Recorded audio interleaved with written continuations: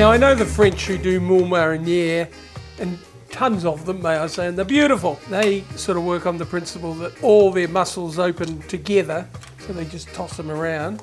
I am of the thought that you should pull them out as they open, which is what I'm doing here. And I've got enough for about 3 tons here, because I said to the fishmonger, can I have 250 grams of mussels? And he just looked at me as if I was completely mad. So I bought 500 because I can use them for something else. I don't need 500 for this recipe. It's a bit like going into your fishmonger on a Saturday morning and saying, can you bone me 3 trout, please? So those mussels, they're open and they're looking good. They're nice mussels, really nice mussels. Love them. This seafood salad. So just some olive oil into that. We'll get that a bit hot, and I'll just try one of these mussels just while I'm here. Oh, sweet and succulent and lovely. I really do like mussel.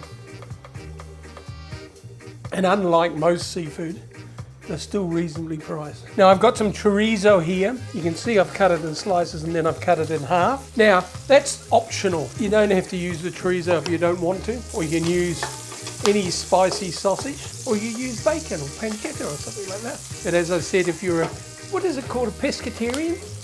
You leave it out. My daughter's a pescatarian, except when she sees pork. What does that make a pork a pescatarian?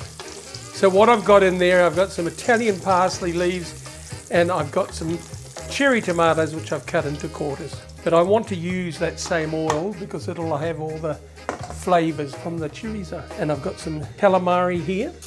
Now this doesn't take long, so don't put it in for half an hour.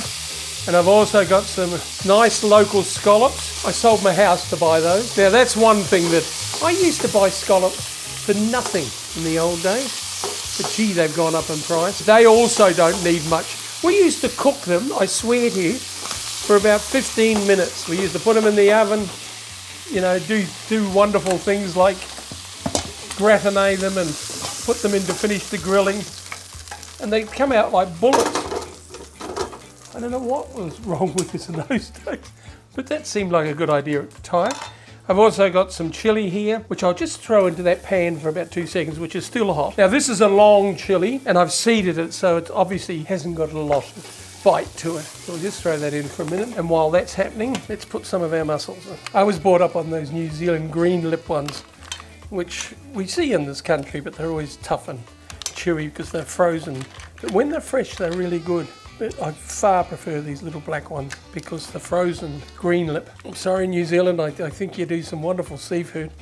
Let's get our chili in. As I said, it's not hot because it's got the seeds out, and it's one of those mild long ones. I've also got some smoked trout here. Why don't we use smoked trout more often? It's a lovely fish. I love smoked salmon, I must admit, but it's about 10 times the price. Actually, I did a similar salad about 20 years ago with Healthy, Wealthy and Wise, and I did it down in Bruny Island. Sherry vinegar.